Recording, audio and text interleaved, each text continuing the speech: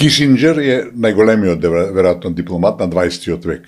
Претходно имаше други, тој јас мислам дека неспорно е најголемиот дипломат на 20 век. Иако некој го обвинуваат за војни вамо тамо, човекот сепак е величина. И тој има напишано во неговите мемуари.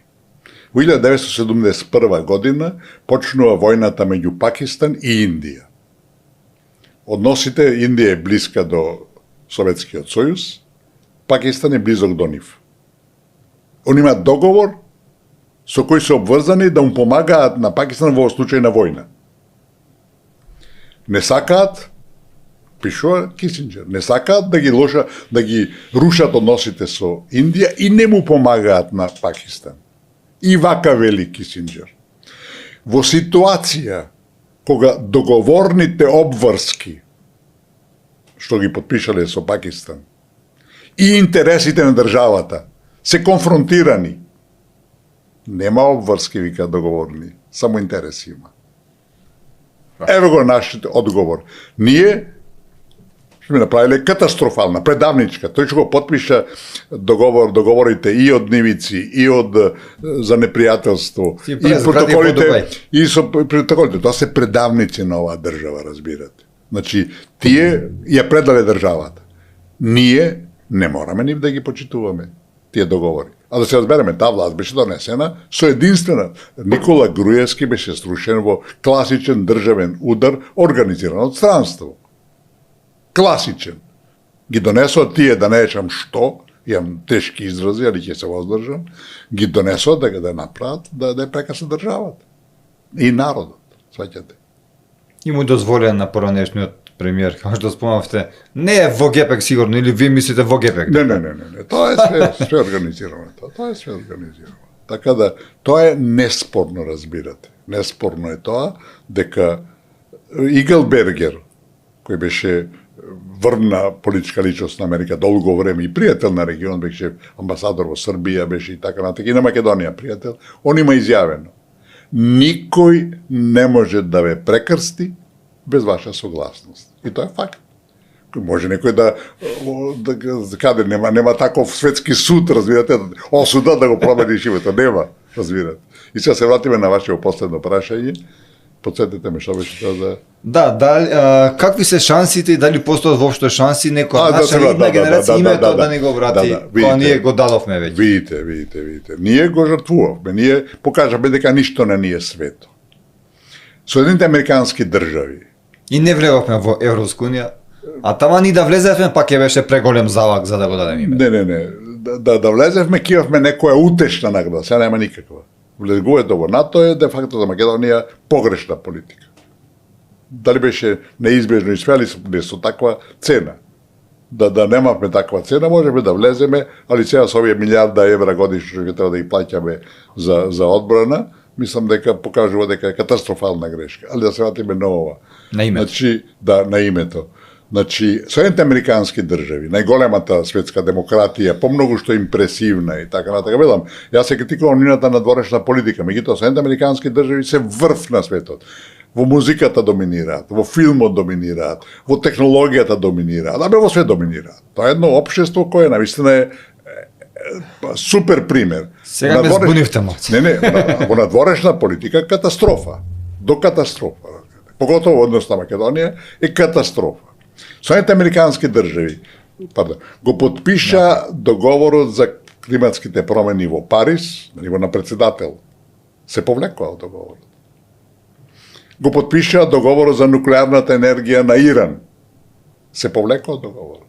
Ама тоа се Соединените американски држави. Ама чекајте сега, тоа се политичари.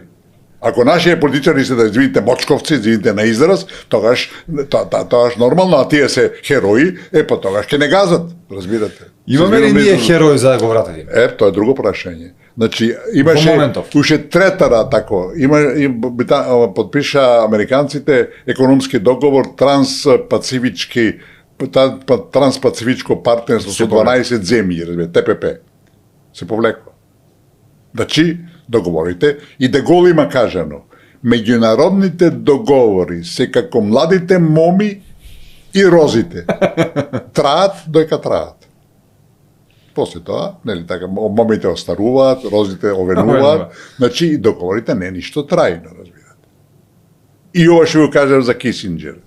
Ние мораме да се повлечеме прво од договорот од вториот протокол. После тоа ќе одиме понатака. Се има решение. Знаете ли вие дека Албанија имаше подпишано договор за границата со Грција? Берише го подпиша. После 10 години Уставниот суд на Албанија го поништи тој договор. И уште нема решено тој проблем. Доволно е едната страна во нашиот случај да го поништи договорот. Ама се повлекува, разбирате. Нашата страна само. Со нота, со една нота. Македонската страна може да ја прати на Грција. Ве известуваме дека македонската собрание, влада, министерство, разбирате, тоа се види кој начин и како. Заклучи дека договорот од нивици е штетен за долгорочните интереси на македонскиот народ, е спротивен на уставот, ти подпишуваш договор за промена на нашето име со некоја друга држава. Па треба си блесав, треба си идиот. Тоа кршиш уставот на еден класичен начин, разбира.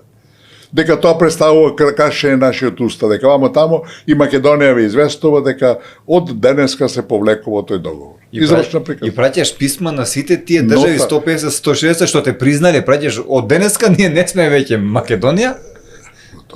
Тоа не е понижувачко, тоа е срамно. Тие држави не признаа нас како Република Македонија, со тоа што се конфронтира со Грција, се конфронтира со Америка, се конфронтира со Брисел, така натаму. И ти се викаш, ти кажеш, не ми викаш ни фала, веројатно, разбирате, вика, извини, ние се речеме се прекрстиме, а вие сега што сакате правите. Смешно, така да, од се, вика дека договорот од нивици е непроменлив. Таков договор нема. Иако нема клаузула за поништување, разбирате, со една нота ти го дезавориша договор. А договорот со Бугарија за непријателство има 13. Они велат пријателство. Ама како пријателство? Ти да подпишеш договор за пријателство со држава која вели дека не постоиш како народ, јазик, историја, треба си ненормален. Нормален човек не го прави тоа. Тоа направи нашите. Не може. Нормален човек не може, разбирате. Ако комшијата ти фрла ѓубре преку оградата, ти ќе му одиш на слава? Нема да му одиш на слава. Добар ден нема да му кажа, нема да му. Како добар ден кој ќе го видиш, одиш на другата страна на улицата, разбирате. А ти со него подпишеш договор за добро соседство. Ненормално. Тоа го не го прават нормални. Се извинам, но колку и да е смешно, вистинито е. Не, тоа е жалост. Само што... А бидејќи е и смешно, дај да го земе како смешно. Комедија. А дали гледате, например, во нашиот сегашен парламент, партија што да би дошла на власт, би го вратила нашето уставно име? Видите, сегашната партија, сегашната власт, реториката... Нема такви... Видите, реториката им е одлична. Значи, на бугарите ги натерава ќош. Ова се случи во Европскиот парламент, иако тука има разни мислења и опозицијата наша, фала Богу, критикува и така, тоа беше извонреден настан, бидејќи, знаете, светот не знае што се случува меѓу нас и Бугарија. Тоа беше една елаборација на случајот, една, да речам, промоција на случајот и беше тешка шлаканица за Бугарија, иако на крајот не помина тоа што требаше. Само тога се посрамоти Европа и покажа дека тоа не е бугарска политика, разбирате. Да беше Бугарија и да не беше Америка за нив, тоа немаше така да се случи. Велам, тој и ја разоткри комплетно анатомијата на целиот случај, сваќате. И ако не беше тако нешто, требаше да го измислиме. И ова сега што бараат резолуција заедничка, велам, во Бугарите, тоа не доаѓа во предвид, тоа е спротивно на суштината на бугарската надворешна политика. Значи, ама ти ги тераш на чистина, разбирате. Така да, и нашата опозиција пак тоа го критикува. Не сваќа дека тоа е, меѓу нас кажано, тоа е де факто провокација. Ти ги провоцираш да ги стераш на чистина, да кажат што сакаат, а ние сите знаеме што сакаат, дека ние не постоиме, разбирате. Кажете ми, дали е случајно што еве токму сега што во случајот во времето на СДСМ и не беше случај. Токму сега се појавуваат европратенички кои се од друга држава, кои велат дека се македонки, дека ги бранат нашите интереси. Дали можеби ние како македонска држава, дали тоа е, вие сте дипломата, дали тоа можеби ние сме направиле нешто на дипломатски пат за да се појави токму сега некоја така? Дали е возможно тоа?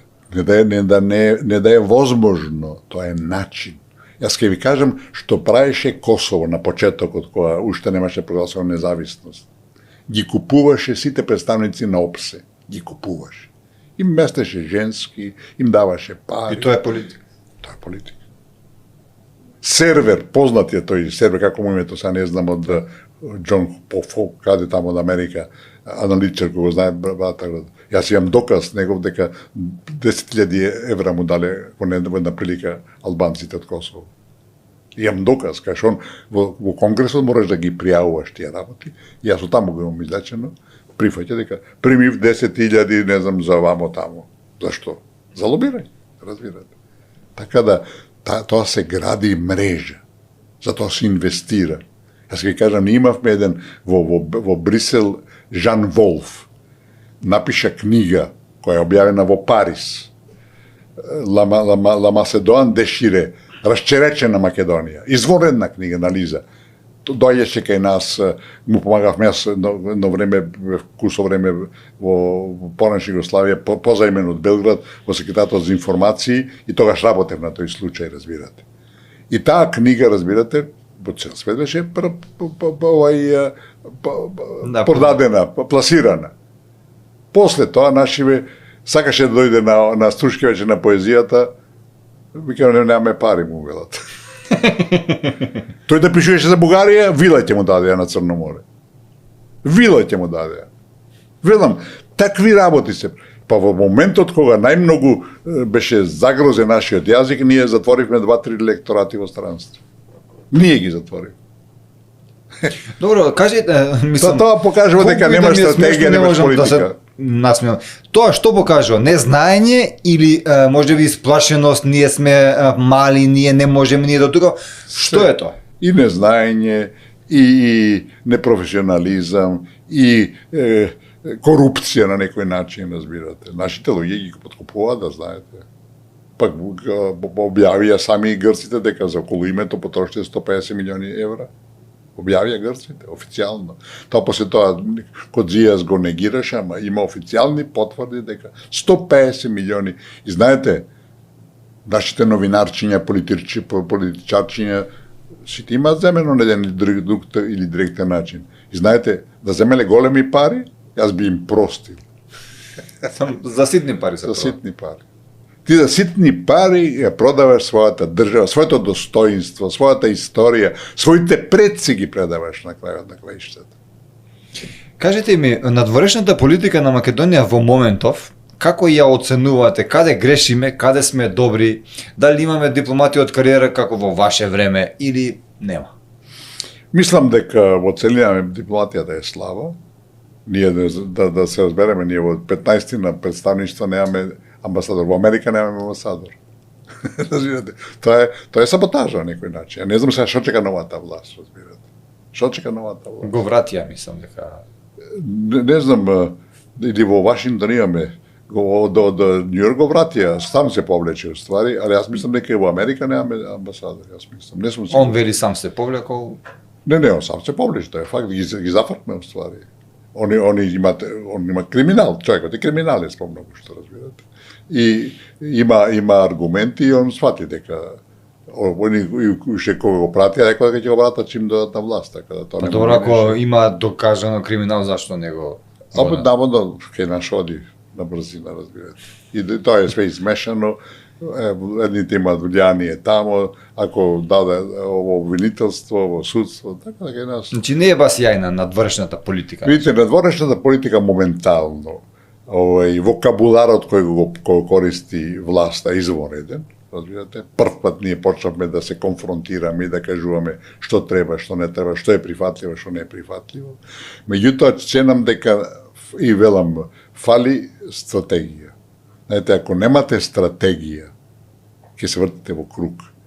Тие знаат, знаете, зашто вика пропадна Горбачов во Руската Федерација? Вика, знаеше што не сака, но не знаеше што сака, разбира. И нашиве се отприлике. И да знаете, на времето, што американците неколу околу името на кој беше Груевски, велеа, гледаме што не сакате, кажете што сакате. И Груевски грешеше, што не кажуваше, што